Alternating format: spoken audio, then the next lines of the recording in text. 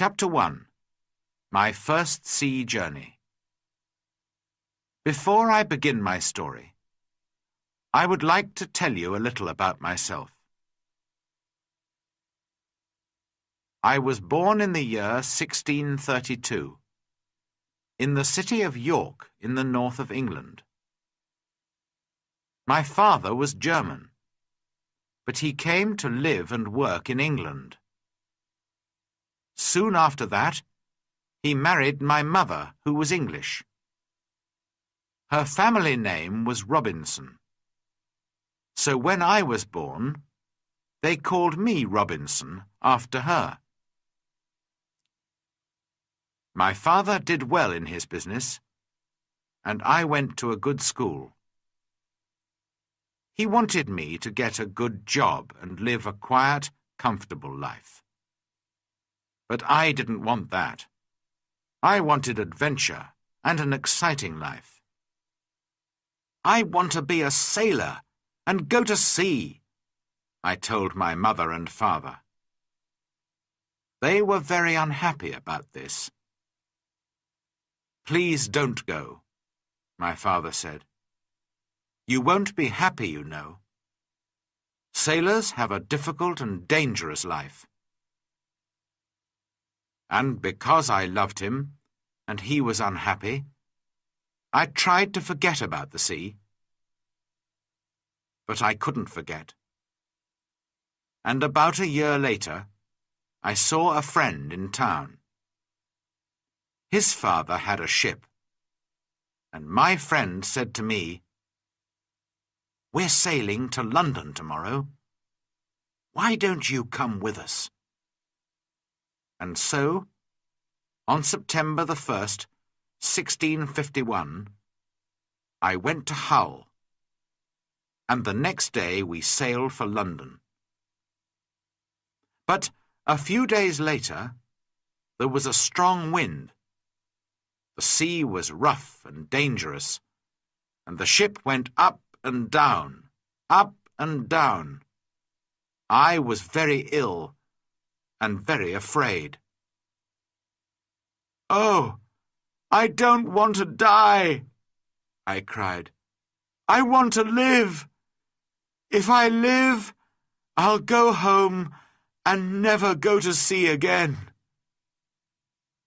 The next day, the wind dropped, and the sea was quiet and beautiful again. "Well, Bob," my friend laughed, "how do you feel now? The wind wasn't too bad." "What?" I cried. "It was a terrible storm." "Oh, that wasn't a storm," my friend answered. "Just a little wind. Forget it. Come and have a drink." After a few drinks with my friend, I felt better. I forgot about the danger and decided not to go home. I didn't want my friends and family to laugh at me. I stayed in London for some time, but I still wanted to go to sea. So, when the captain of a ship asked me to go with him to Guinea in Africa, I agreed. And so I went to sea for the second time. It was a good ship, and everything went well at first, but I was very ill again. Then, when we were near the Canary Islands, a Turkish pirate ship came after us. They were famous thieves of the sea at that time. There was a long, hard fight, but when it finished, we and the ship were prisoners. The Turkish captain and his men took us to Salé in Morocco. They wanted to sell us as slaves in the markets there. But in the end, the Turkish captain decided to keep me for himself and took me home with him. This was a sudden and terrible change in my life. I was now a slave, and this Turkish captain was my master.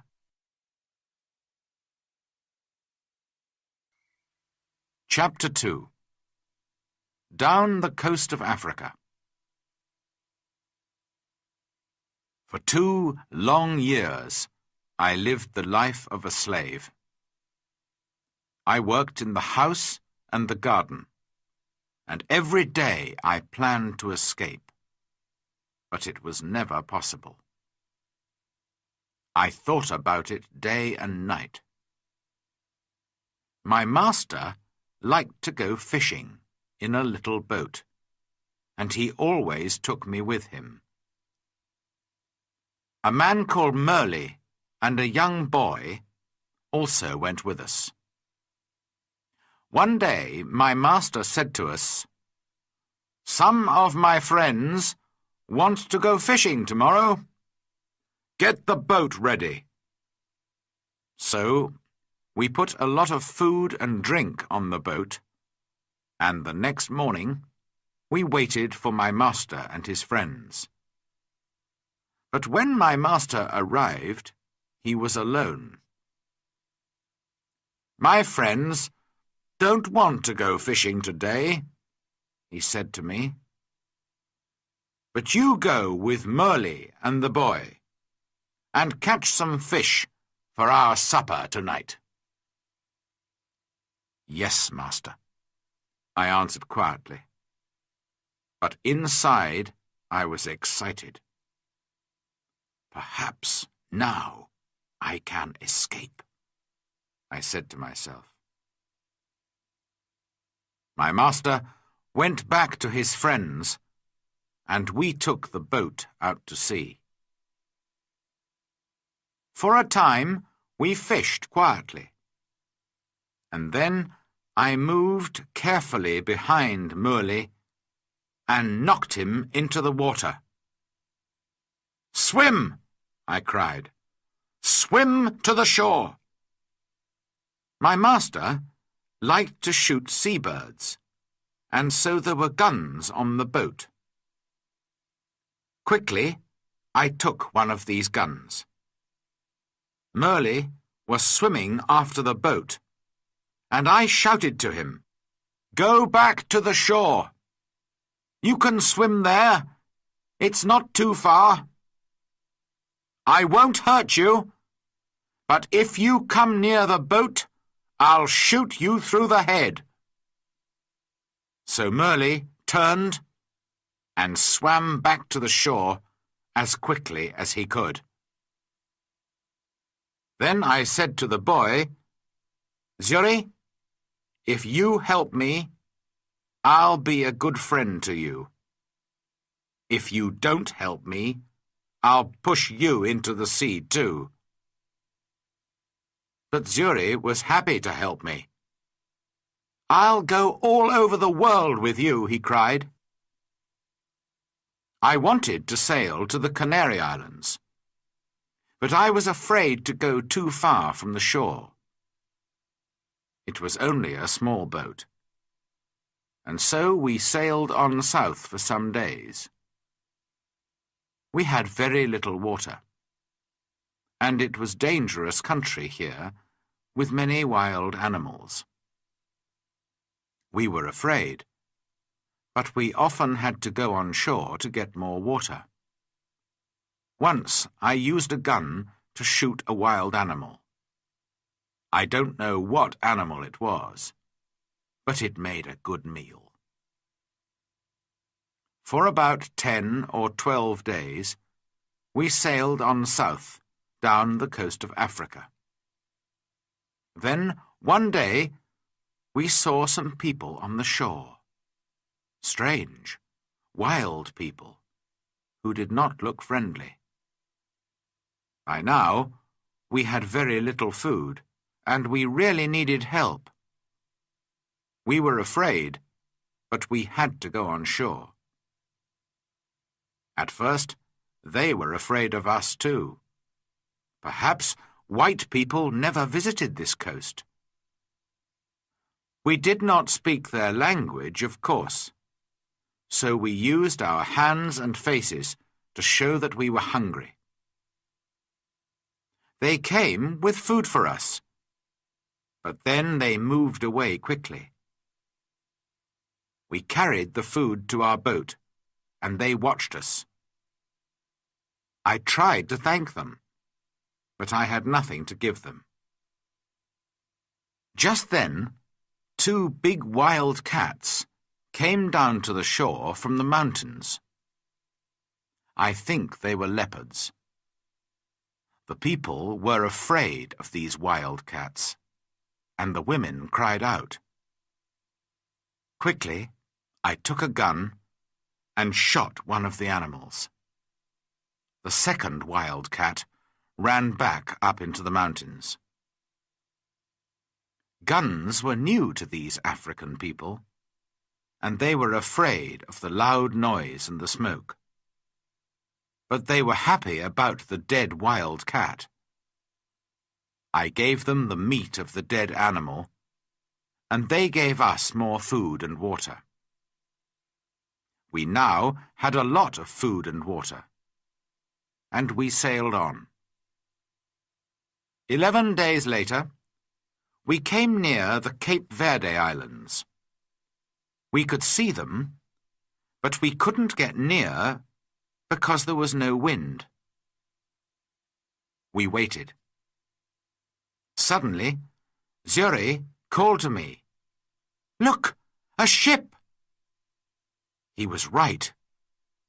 We called and shouted and sailed our little boat as fast as we could. But the ship did not see us.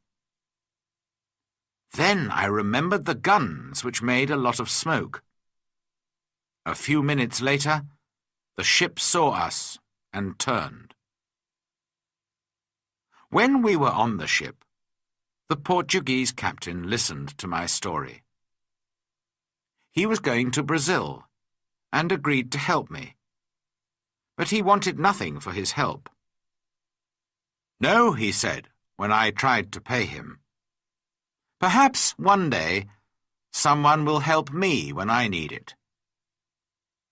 But he gave me money for my boat and for Zuri too. At first, I did not want to sell Zuri as a slave, after all our dangerous adventures together. But Zuri was happy to go to the captain. And the captain was a good man. "In 10 years' time," he said, "Zuri can go free." When we arrived in Brazil 3 weeks later, I said goodbye to the captain and Zuri, left the ship, and went to begin a new life. Chapter 3. The Storm and the Shipwreck. I stayed in Brazil and worked hard for some years. By then I was rich, but also bored. One day, some friends came to me and said, "We're going to Africa to do business. Why don't you come with us? We'll all be rich after this journey." How stupid I was. I had an easy, comfortable life in Brazil, but of course I agreed. And so, in 1659, I went to sea again. At first, all went well. But then there was a terrible storm. For 12 days the wind and the rain didn't stop. We lost 3 men in the sea, and soon the ship had holes in its sides. "We're all going to die this time," I said to myself. Then one morning, one of the sailors saw land. But the next minute, our ship hit some sand just under the sea. The ship could not move, and we were really in danger now. The sea was trying to break the ship into pieces, and we had very little time. Quickly, we put a boat into the sea and got off the ship. But the sea was very rough, and our little boat could not live for long in that wild water. Half an hour later, the angry sea turned our boat over, and we were all in the water. I looked round for my friends, but I could see nobody. I was alone. That day I was lucky, and the sea carried me to the shore. I could not see the land, only mountains of water all around me. Then, suddenly, I felt the ground under my feet. Another mountain of water came, pushed me up the beach, and I fell on the wet sand. At first, I was very thankful to be alive. Slowly, I got to my feet and went higher up the shore. From there, I looked out to sea. I could see our ship, but it was wrecked, and there was nobody near it. There was nobody in the water. All my friends were dead. I was alive, but in a strange, wild country, with no food, no water, and no gun. It was dark now, and I was tired. I was afraid to sleep on the shore. Perhaps there were wild animals there. So I went up into a tree, and I stayed there all night. Chapter 4. A New Life on an Island. When day came, the sea was quiet again. I looked for our ship, and to my surprise, it was still there, and still in one piece. I think I can swim to it, I said to myself. So I walked down to the sea, and before long I was at the ship and was swimming round it. But how could I get onto it? In the end, I got in through a hole in the side, but it wasn't easy. There was a lot of water in the ship, but the sand under the sea was still holding the ship in one place. The back of the ship was high out of the water, and I was very thankful for this because all the ship's food was there. I was very hungry, so I began to eat something at once. Then I decided to take some of it back to the shore with me. But how could I get it there? I looked around the ship, and after a few minutes, I found some long pieces of wood. I tied them together with rope. Then I got the things that I wanted from the ship. There was a big box of food, rice and salted meat and hard ship's bread.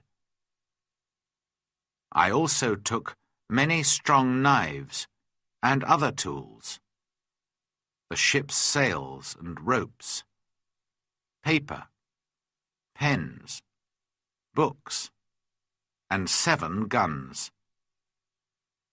Now I needed a little sail from the ship, and then I was ready. Slowly and carefully, I went back to the shore. It was difficult to stop my things from falling into the sea, but in the end, I got everything onto the shore. Now I needed somewhere to keep my things. There were some hills around me, so I decided to build myself a little house on one of them. I walked to the top of the highest hill and looked down. I was very unhappy, because I saw then that I was on an island. There were 2 smaller islands a few miles away, and after that, only the sea. Just the sea, for mile after mile after mile. After a time, I found a little cave in the side of a hill. In front of it, there was a good place to make a home. So I used the ship's sails, rope, and pieces of wood. And after a lot of hard work, I had a very fine tent. The cave at the back of my tent was a good place to keep my food, and so I called it my kitchen. That night, I went to sleep in my new home. The next day, I thought about the possible dangers on the island. Were there wild animals? And perhaps wild people, too, on my island? I didn't know, but I was very afraid. So I decided to build a very strong fence. I cut down young trees and put them in the ground, in a half circle around the front of my tent. I used many of the ship's ropes too, and in the end my fence was as strong as a stone wall. Nobody could get over it, through it, or round it. Making tents and building fences is hard work. I needed many tools to help me. So I decided to go back to the ship again and get some more things. I went back 12 times, but soon after my 12th visit, there was another terrible storm. The next morning, when I looked out to sea, there was no ship. When I saw that, I was very unhappy. Why am I alive? And why are all my friends dead? I asked myself. What will happen to me now, alone on this island without friends? How can I ever escape from it? Then I told myself that I was lucky. Lucky to be alive. Lucky to have food and tools. Lucky to be young and strong. But I knew that my island was somewhere off the coast of South America. Ships did not often come down this coast, and I said to myself, I'm going to be on this island for a long time. So, on a long piece of wood, I cut these words. I came here on the 30th of September, 1659. After that, I decided to make a cut for each day. Chapter 5.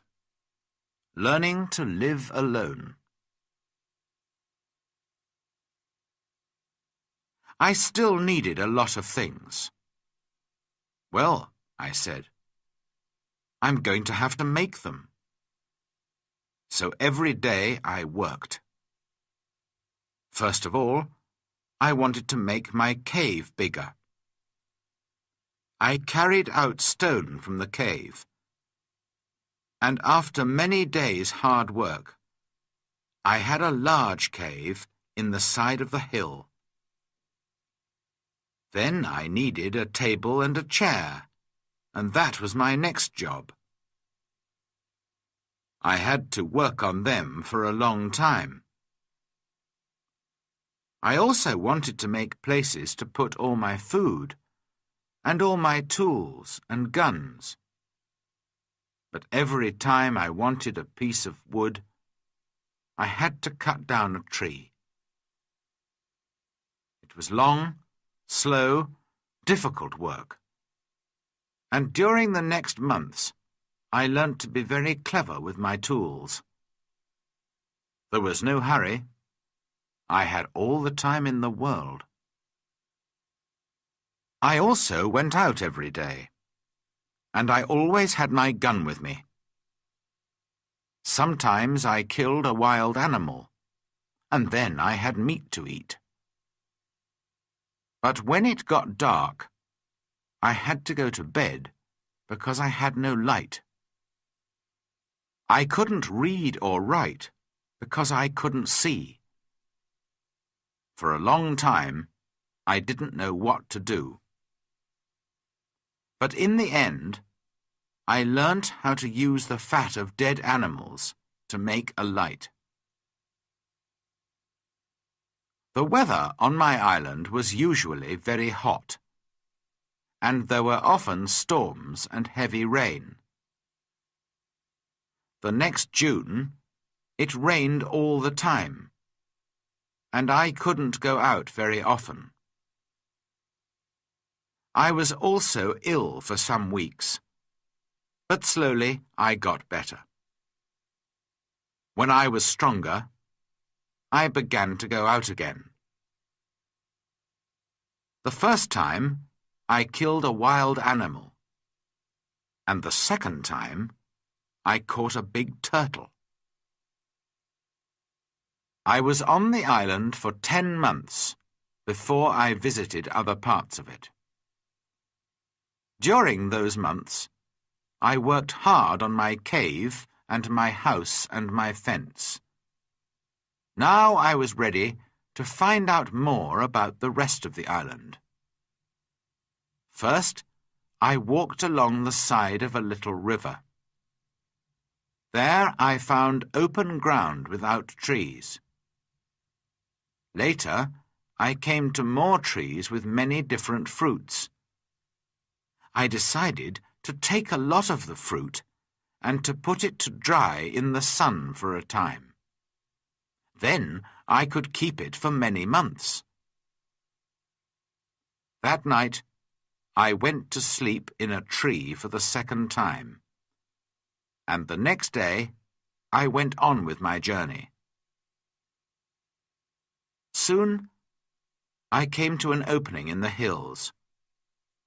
In front of me, everything was green, and there were flowers everywhere. There were also a lot of different birds and animals. I saw that my house was on the worst side of the island, but I didn't want to move from there. It was my home now. I stayed away for 3 days, and then I came home. But I often went back to the other, greener side of the island. And so my life went on. Every month I learnt to do or to make something new. But I had troubles and accidents too. Once there was a terrible storm with very heavy rain. The roof of my cave fell in and nearly killed me. I had to build it up again with many pieces of wood. I had a lot of food now. I cooked it over a fire or dried it in the sun. So I always had meat during the rainy months when I could not go out with a gun. I learnt to make pots to keep my food in. But I wanted very much to make a harder, stronger pot, a pot that would not break in a fire. I tried many times, but I could not do it. Then one day I was lucky. I made some new pots and put them in a very hot fire. They changed colour, but did not break. I left them there for many hours, and when they were cold again, I found that they were hard and strong. That night I was very happy. I had hot water for the first time on the island. By then, I also had my own bread. That was luck too. One day I found a little bag. We used it on the ship to keep the chickens food in. There was still some of the food in the bag, and I dropped some of it onto the ground. A month later, I saw something bright green there. And after 6 months, I had a very small field of corn. I was very excited. Perhaps now I could make my own bread. It was easy to say, but not so easy to do. It is a lot of work to make bread from corn. Many people eat bread, but how many people can take corn from a field and make bread out of it without help? I had to learn, and to make many new things, and it was a year before I cooked and ate my first bread. During all this time, I never stopped thinking about escape. When I travelled across to the other side of the island, I could see the other islands, and I said to myself, perhaps I can get there with a boat. Perhaps I can get back to England one day. So I decided to make myself a boat. I cut down a big tree, and then began to make a long hole in it. It was hard work. But about 6 months later, I had a very fine canoe. Next, I had to get it down to the sea. How stupid I was! Why didn't I think before I began work? Of course, the canoe was too heavy. I couldn't move it. I pulled and pushed and tried everything, but it didn't move. I was very unhappy for a long time after that. That happened in my 4th year on the island. In my 6th year, I did make myself a smaller canoe, but I did not try to escape in it. The boat was too small for a long journey, and I did not want to die at sea. The island was my home now, not my prison, and I was just happy to be alive. A year or 2 later, I made myself a second canoe on the other side of the island. I also built myself a second house there, and so I had 2 homes. My life was still busy from morning to night. There were always things to do or to make. I learnt to make new clothes for myself from the skins of dead animals. They looked very strange, it is true, but they kept me dry in the rain. I kept food and tools at both my houses, and also wild goats. There were many goats on the island, and I made fields with high fences to keep them in. They learnt to take food from me, and soon I had goat's milk to drink every day. I also worked hard in my cornfields, and so many years went by. Chapter 6. A Footprint. Then, one year, something strange and terrible happened. I often walked along the shore, and one day I saw something in the sand. I went over to look at it more carefully, and stopped in sudden surprise. It was a footprint. The footprint of a man. Who could this be? Afraid, I looked around me. I listened. I waited. Nothing. I was more and more afraid. Perhaps this man was one of those wild people who killed and ate other men. I looked everywhere. but there was nobody, and no other footprint. I turned and hurried home. "There's someone on my island," I said to myself. "Perhaps he knows about me. Perhaps he's watching me now, from behind a tree. Perhaps he wants to kill me." That night, I couldn't sleep.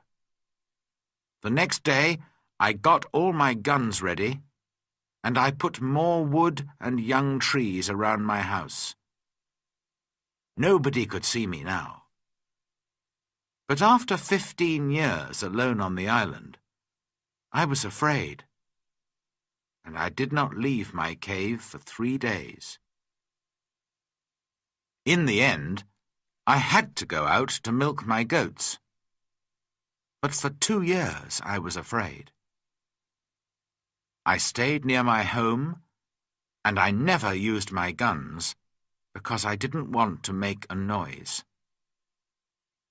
I could not forget the footprint, but I saw and heard nothing more. And slowly I began to feel happier. One day, a year later, I was over on the west side of the island. From there I could see the other islands, and I could also see a boat far out to sea. If you have a boat, I thought, it's easy to sail across to this island. Perhaps that explains the footprint. It was a visitor from one of the other islands. I began to move more freely around the island again, and built myself a third house. It was a very secret place in a cave. No wild man will ever find that, I said to myself. Then one year, something happened which I can never forget. I was again on the west side of the island and was walking along the shore. Suddenly, I saw something which made me feel ill. There were heads, arms, feet, and other pieces of men's bodies everywhere. For a minute, I couldn't think, and then I understood. Sometimes there were fights between the wild men on the other islands. Then they came here to my island with their prisoners to kill them, cook them, and eat them. Slowly, I went home, but I was very angry. How could men do this? For many months, I watched carefully for the smoke from fires, but I didn't see anything. Somehow, the wild men came and went, and I never saw them. I was angry and afraid. I wanted to shoot them all. But there were many of them, and only one of me. Perhaps I can shoot 2 or 3, I said to myself. But then they will kill and eat me. Then, one morning in my 23rd year on the island, I was out in my fields, and I saw the smoke from a fire. Quickly, I went up the hill to watch. There were 9 men around the fire, and they were cooking their terrible food. Then these wild men danced round the fire, singing and shouting. This went on for about 2 hours, and then they got into their boats and sailed away. I went down to the shore and saw the blood of the dead men on the sand. The next time they come, I'm going to kill them, I said angrily. Chapter 7. Man Friday. For 2 years, I never went anywhere without my gun. I felt lonely and afraid, and had many sleepless nights. One night, there was a very bad storm, and I thought I heard the sound of guns out at sea. The next morning, I looked out and saw a ship. It was lying on its side not far from the shore. Quickly, I put my little boat in the water and sailed out to it. There were 2 dead men on the ship, but no one alive. The bodies of the other sailors were lost in the sea. I took some clothes and tools, and also a box of Spanish gold and silver money. I was a rich man now, but what use was money to me? I could not buy anything with it.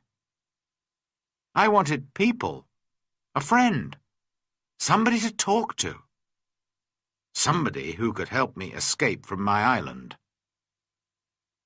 One morning, I woke up and made a plan. I'll try to catch one of the prisoners of the wild men, I said to myself. He'll be happy to be alive, and perhaps he'll help me to escape. I watched day and night, but for a year and a half there were no boats. Then one day 5 boats came. There were about 30 men, and they had 2 prisoners. They made their fire on the sand and danced round it. Then they killed one of the prisoners and began to cook their terrible meal. The second prisoner waited under the trees, with 2 men to watch him. Suddenly, the prisoner turned and ran. The 2 men ran after him, but the other wild men were busy round the fire and did not see what was happening. The prisoner ran like a wild goat, and soon I saw that he was coming near the bottom of my hill.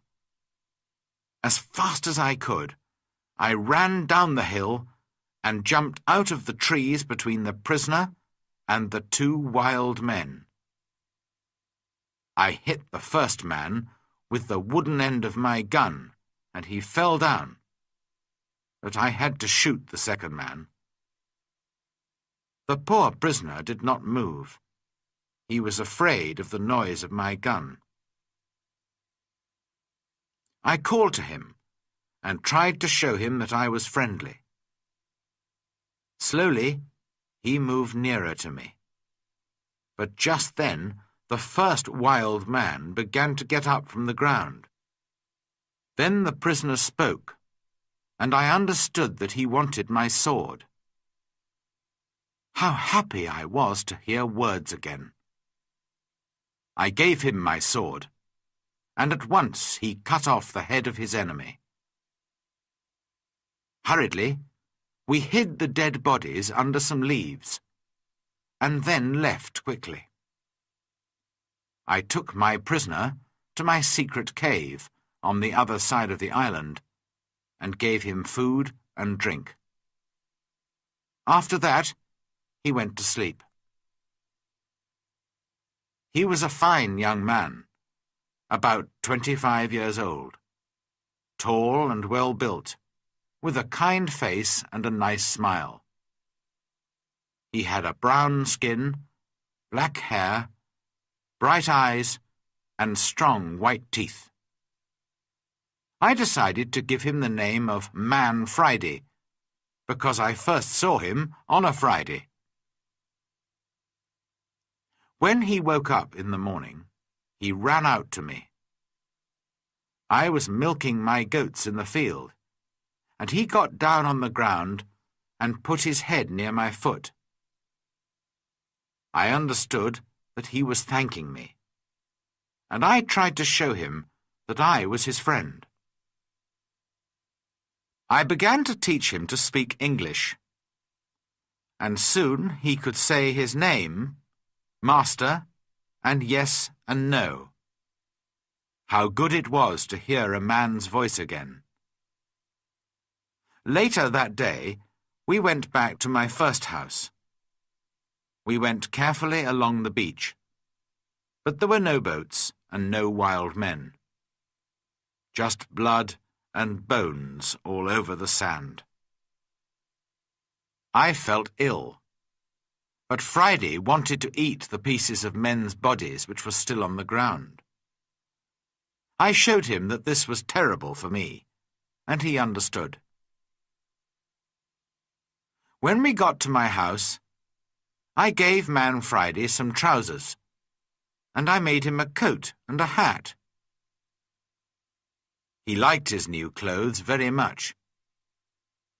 Then I made him a little tent to sleep in. But for a few weeks, I always took my gun to bed with me. Perhaps Friday was still a wild man, and would try to kill me in the night. At first, Friday was very afraid of my gun. Sometimes he talked to it and asked it not to kill him.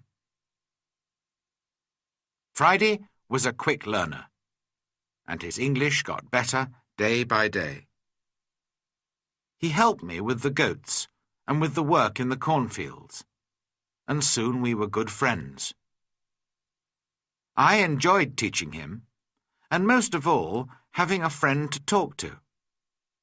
This was the happiest of all my years on the island. Friday and I lived together happily for 3 years. I told him the story of my adventures and about life in England, and he told me about his country and his people.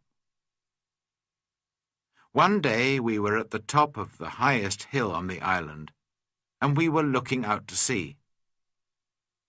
It was a very clear day, and we could see a long way. Suddenly, Friday began to jump up and down, very excited. "What's the matter?" I said. "Look, Master, look!" Friday cried. "I can see my country. Look over there." I looked, and there to the northwest, between the sea and the sky, was a long, thin piece of land. I learnt later that it was the island of Trinidad, and that my island was in the mouth of the river Orinoco on the north coast of South America. I began to think again about escape. Perhaps Friday wanted to go home too. Perhaps together we could get to his country. But what then? Would Friday still be my friend, or would his people kill me and eat me? I took Friday to the other side of the island and showed him my big canoe. It still lay under the trees. It was very old now, and there were holes in the wood. "Could a boat like this sail to your country, Friday?" I asked him. "Oh, yes," he answered. "A boat like this can carry a lot of food and drink." "Then we'll make another canoe like it, and you can go home in it," I said. But Friday looked very unhappy. "Why are you angry with me?" he asked. "What have I done? Why do you want to send me home?" "But I thought you wanted to go home," I said. "Yes, but you must come with me. Kill me if you want, but don't send me away from you." Then I saw that Friday was a true friend, and so I agreed to go with him. We began work on the canoe at once. Friday chose the tree himself. He understood wood better than I did, and we cut it down. We worked hard, and in a month the boat was finished. 2 weeks later, it was in the sea, and we began to get ready for our long journey. Chapter 8. Escape from the Island. I was now in my 27th year on the island, and I did not want to be there for another year. We worked hard to get the corn in and to make a lot of bread. We had dried fruit and salted meat, and big pots to keep water in. One evening, Friday went out to look for a turtle for meat and eggs. But in less than an hour he was back, and he looked very afraid. "Master! Master!" he cried. "There's a great ship near the island, and men are coming to the shore in a boat." I jumped up and ran with him down to the shore. To my great surprise, I saw that it was an English ship. But why was it here? English ships never came this way. Perhaps they were pirates. "Don't let them see you, Friday," I called. "We'll hide in the trees and watch." There were 11 men in the boat, but 3 of them were prisoners. Their arms were tied with rope, but their legs were free and they could walk. The other sailors pushed the 3 prisoners up the beach, laughing and shouting and hitting them. Then some of them sat down on the sand and began to drink. Others walked away to look at the island, and 2 men stayed to watch the boat. The 3 prisoners walked slowly along the beach and sat down under a tree not far from us. They looked very unhappy. Very quietly, I came up behind them through the trees and called out to them in English. "Don't be afraid," I said. "I'm an Englishman. Perhaps I can help you." The 3 men turned and looked at me. They did not answer at once. They were too surprised. Perhaps they thought I was a wild man myself, in my strange homemade clothes of animal skins, and with my long hair and beard. Then the oldest man spoke. "I am the captain of that ship," he said, "and these 2 men are my first and second officers. Last night there was a mutiny, and the seamen took the ship from me. Now they're going to leave the 3 of us here to die on this island." "Do these mutineers have guns?" "Only 2, he answered, "and they've left those on the boat." "All right," I said. "We'll fight them. But if we get your ship back for you, you must take me back to England." The captain agreed immediately, and thanked me very warmly for my help. Friday ran back to my house to get all the guns, and the captain and I made a plan. The first part was easy, because the seamen were not ready for a fight. We shot the 2 men at the boat, and the captain shot another man. This man, Tom Smith, was the worst of them all, and he began the mutiny on the ship. Then the captain talked to the other 5 men, and they agreed to help him. They did not really want to be mutineers, but they were afraid of Tom Smith. "Now," I said to the captain, "we must get back your ship. How many men are on it?" 26, the captain replied. "And they will fight hard because they won't want to go home. It is death for all mutineers in England. But not all the men are bad. I'm sure that some of them will help me." Just then we saw another boat which was coming from the ship to the shore. There were 10 men in it, and they all had guns. We ran into the trees and waited. It was a long, hard fight, but by now it was dark, and this helped us very much. We ran here and there in the trees, calling and shouting. The seamen could not see us, and did not know how many men they were fighting. In the end, the first officer shouted to them, "Put down your guns and stop fighting. The captain has 50 island people to help him. We can kill you all." So the seamen stopped fighting, and we took their guns. 3 of the men agreed to come back to the captain, and we put the others in my cave. Friday and I stayed to watch the prisoners, while the captain and his men went back to fight for the ship. All night we listened to the sound of guns and shouting. But in the morning, when the sun came up, the captain was master of his ship again. I went down to the shore to meet him. "My dear friend," he cried, "there's your ship. I'll take you to the ends of the world in it." I put my arms round him, and we laughed and cried together. How happy I was to leave the island.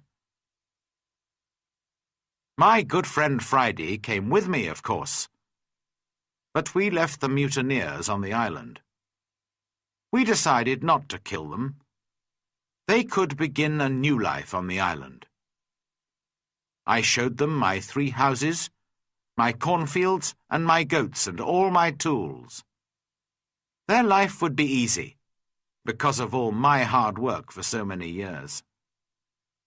And so, on the 19th of December, 1686, after 27 years, 2 months, and 19 days, I said goodbye to my island and sailed home to England.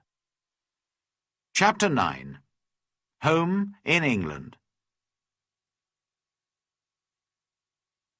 When I came back to England, I felt like a stranger in the country. Many things were different, and not many people remembered me. I went home to York, but my father and mother were dead, and also my 2 brothers. I did find the 2 sons of one of my brothers. They were happy to learn that I was alive, and I was pleased to find some family. After some months, I decided to go down to Lisbon in Portugal. I had friends there who could help me to sell my land in Brazil, and I needed the money. Friday came with me. He was always a good and true friend to me. In Lisbon, I found the Portuguese captain, who took me in his ship to Brazil all those years ago. It was good to see him again, and he helped me with my business. Soon, I was ready to go home again, by land. No more adventures and dangers by sea for me. It was a long, hard journey. We had to cross the mountains between Spain and France in winter, and the snow was deep. Poor Friday was very afraid of the snow. In his country it was always hot, and he did not like cold weather. Back in England, I found a house and began to live a quiet life. My 2 nephews came to live with me. The younger one wanted to be a sailor, and so I found him a place on a ship. After a while I married and had 3 children, 2 sons and a daughter. Then my wife died, and my nephew, who was now the captain of a ship, came home to see me. He knew that I did not really like a quiet life. "I have a fine ship, Uncle," he said, I'm going out to the East Indies, India, Malaya, the Philippines. Why don't you come with me?"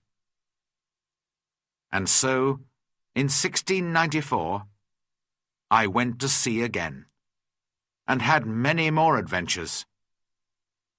Perhaps, one day, I'll write another book about them.